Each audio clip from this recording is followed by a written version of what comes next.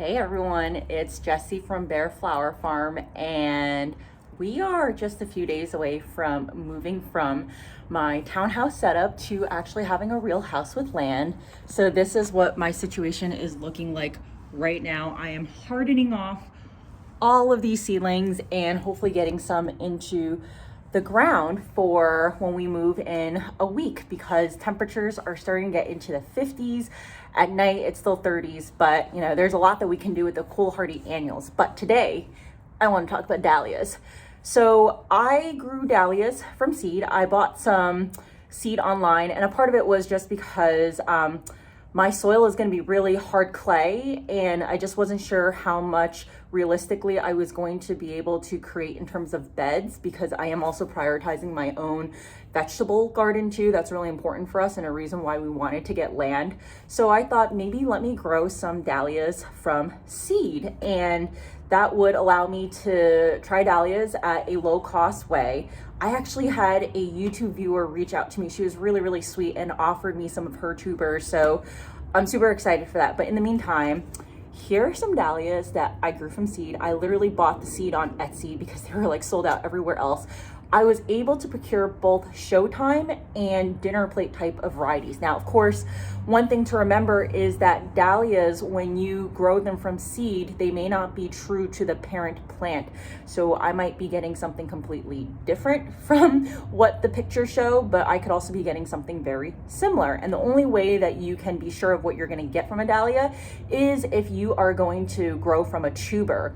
The other thing to remember about dahlias is that dahlias started off very differently than what we have today. They were bred through generations and hundreds of years. And a dahlia, when you think about the single petal varieties, that's actually a dominant trait. So these beautiful double petal type of varieties, and a lot of the characteristics that we love about dahlias are actually recessive traits. And that's why breeding dahlias takes quite a bit of time. It takes a lot of patience. And I'm curious to see if, especially for the dinner plate dahlias, am I going to get seed that is going to show these recessive traits versus dominant traits. And there's actually a great book on dahlia breeding that I would definitely encourage you to buy and read.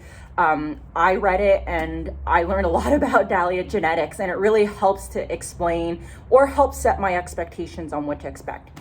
But in any case, I started these seeds about a month ago. They were on a heat mat for probably about 5-6 days. They all germinate pretty quickly. And for the ones that didn't have seed germinate, I just put another seed in and then they germinated pretty soon. So you can see it's pretty good growth here. And these are the dinner plate varieties over here. Here are the Showtime varieties. And the Showtime varieties are still expected to have stems of at least 2 to 3 feet. And that was something that I was looking for because I want to use these for cut bouquets. So I was looking for dahlias that produce longer stems, because they're longer stem length, because there are definitely dahlias that are probably that say that they produce like 18 inches, which I just didn't want to take the gamble with. So these dahlias, the reason why I know that they're ready to be potted up is because when I look at the roots, I can see that they are creating great, like a lot of offshoots, and then there's some fuzzy roots too. So I want to be able to put them into a pot just so that they have a little bit more room. And I'm actually going to put them into a bigger pot because I expect these to pretty much stay in pots until probably early May, when the sign of frost is gone. So they're going to have to spend at least a month and a half in pots. The soil I'm going to be using is actually soil from my townhouse planter box that my husband and I made. So this is cedar wood, but over the last year, I've really been feeding this soil. I mean, I've put all my food scraps in there. In fact, you can kind of still see some tomato skins, but I overwintered quite a bit of stuff in here. But because we're moving, I am going to take everything out. This will be very interesting because, as you can see, I have some garlic shoots coming up, but we're gonna see how well they do a transplant. Anyway, I have a lot of great soil here. It is filled with organic matter.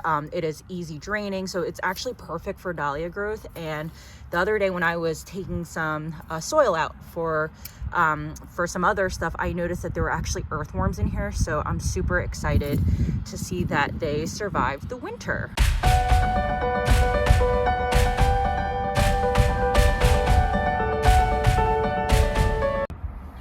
I've got 4 pots ready with good quality draining soil, and I'm gonna start potting up the dinner plates. So here is one of the biggest dinner plates that I have. And if you look at this, this is pretty good root growth. And what's gonna happen is when I pot it up into this pot over here, over time, it is actually gonna start creating tubers. So I wanna make sure that the pot is big enough for it to create good sized tubers. And by the time it goes into the ground, there will actually be tuber growth and more energy for the plant. And that's all there is. And this will stay in this pot, like I said, until probably early mid-May, depending on when the last frost is.